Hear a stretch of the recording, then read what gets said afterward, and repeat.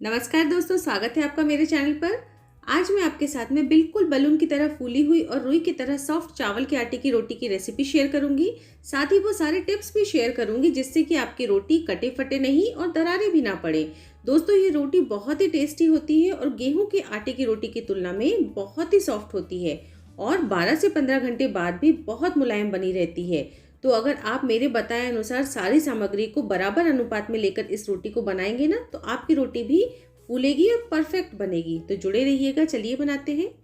तो रोटी बनाने के लिए यहाँ पर ये मैंने 1 कप चावल का आटा लिया है। तो ये मेरा मार्केट का पिसा हुआ आटा है और आप चाहें तो अगर ये नहीं है तो घर पे भी इसे पीस सकते हैं। चावल से धो के उसको सुखा लीजिए पंखे की हवा में और फिर पीस लीजिए।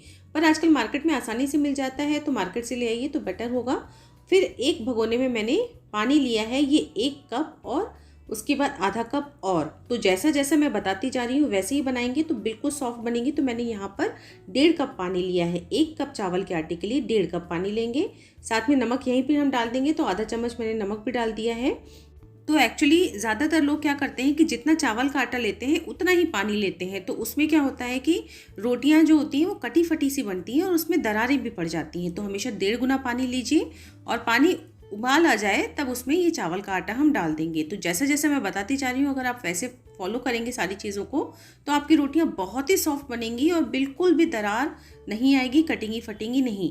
और अब मैंने गैस को ऑफ कर दिया है। तो चावल के आटे को डालने के बाद हम गैस को ऑफ कर देंगे, क्योंकि हमें आटे को पकाना नहीं है, बस उसको पानी में अच्छे तरीके से सॉफ्ट करना है ताकि उसमें इलास्टिसिटी डेवलप हो जाए और वो टूटे नहीं। तो ये देखिए अच्छे तरीके से मैंने इसको मिला दिया है पानी में और अब ढक कर रख देंगे इसको कम से कम हम 15 मिनट के लिए। हल्का सा ठंडा हो जाए और बिल्कुल ठंडा नहीं करना है, ये ध्यान रखिएगा, गर्म ही रहे।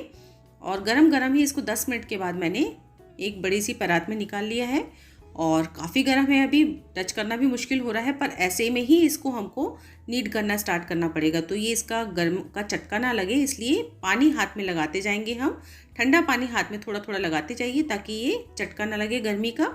और इसको फिर हम बहुत अच्छे से मसलेंगे। तो जितना अच्छे से आप मसलेंगे उतना ही ये आटा सॉफ्ट होगा और उसके बाद रोटियां बहुत ही सॉफ्ट और बिल्कुल बिना कटी फटी बनेंगी। तो ये देखिए अभी तो ये परात में नीचे चिपक रहा है क्योंकि गर्म है। जैसे जैसे ये ठंडा होते जाएगा वैसे वैसे ये बिल्कुल बढ़िया सा एक साथ इकट्ठा हो जाएगा। और अब देखिए बिल्कुल भी परात में नहीं चिपक रहा है। तो इस प्रोसेस को करने में मेरे को कम से कम 7 से 8 मिनट लगे हैं और ये देखिए बिल्कुल सॉफ्ट आटा बनकर तैयार हुआ है।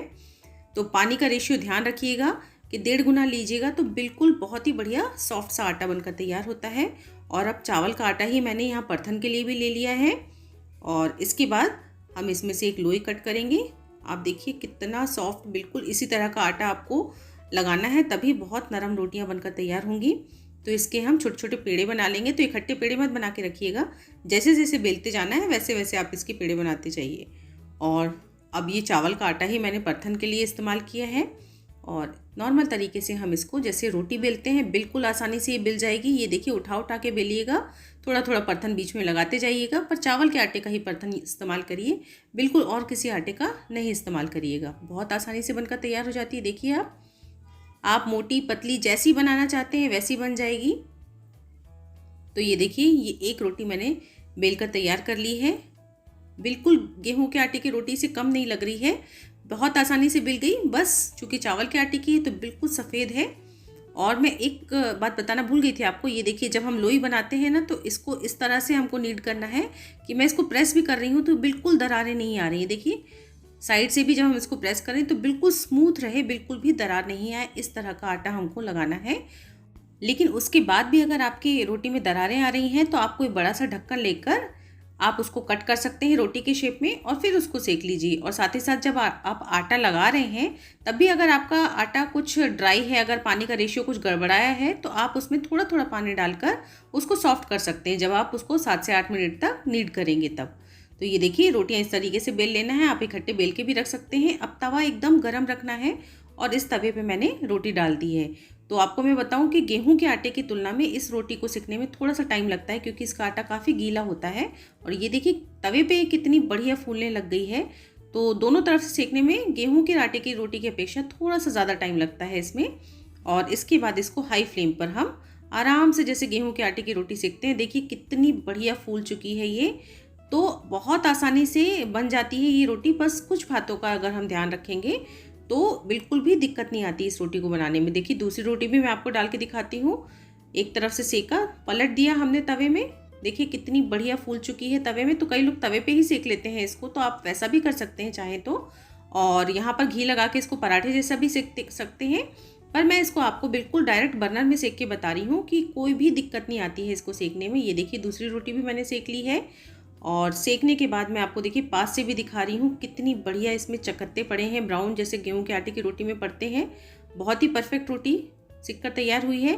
पर इसको सिकने के बाद में इमीडिएट इसको कपड़े के अंदर ज़रूर रखते जाइएगा, जिससे कि इसकी सॉफ्टनेस बरकरार रहे। बिल्कुल नरम बनी रहेंगी अगर आप इसको कपड़े में ढक कर रखेंगे तो। सुबह से लेकर शाम तक ये बिल्कुल सॉफ्ट बनी रहती हैं। और इसकी सॉफ्टनेस तो मैं आपको दिखाती हूँ। इसको किसी भी तरीके से आप मोड़ लीजिए, पूरी मुट्ठी में इस तरीके से बंद कर लीजिए, और उसके बाद अगर आप खोलेंगे तो इसमें एक भी दरार नहीं पड़ेगी। आप इसको रोल कर लीजिए, बढ़िया से रोल बना सकते हैं, इसमें कोई भी दरार नहीं पड़ेगी। बहुत ही परफेक्ट रोटी बनकर तैयार होती है दोस्तों। देखिए कितनी सॉफ्ट है। तो इस तरह से आप इस रोटी को तैयार कर सकते हैं। और सबसे बड़ी बात, ये बहुत ही पाचक होती है, टेस्टी होती है। और सर्दियों के दिनों में तो ये लहसुन की चटनी, मिर्ची की चटनी या किसी भी आलू की सब्ज़ी, ग्रेवी वाली सब्ज़ी के साथ में बनाइए, बहुत अच्छी लगती है। तो ये सारी रोटियां मैंने तैयार करके रख ली हैं। तो मैंने रोटी को मोड़ के रोल करके सब तरीके से आपको दिखा दिया है कि रोटी बहुत ही सॉफ्ट बनी है। तो चलिए अब इसको तोड़ के भी दिखाती हूँ कि रोटी वाकई में बहुत सॉफ्ट बनी है। आज मैं इसे लहसुन की चटनी के साथ में सर्व कर रही हूँ। इसके साथ इसका कॉम्बिनेशन बहुत परफेक्ट जाता है। तो लहसुन की चटनी की रेसिपी दोस्तों मैं आपके साथ में शेयर कर चुकी हूँ, उसे भी ज़रूर देखिएगा। तो रेसिपी अगर आज की अच्छी लगी हो तो इसे लाइक ज़रूर कीजिएगा। और अगर आपको रेसिपीज़ मेरी पसंद आ रही हैं तो चैनल को सब्सक्राइब भी ज़रूर से कर लीजिएगा। तो फिर मिलते हैं मेरी एक अगली और नई रेसिपी के साथ। तब तक के लिए बाय बाय।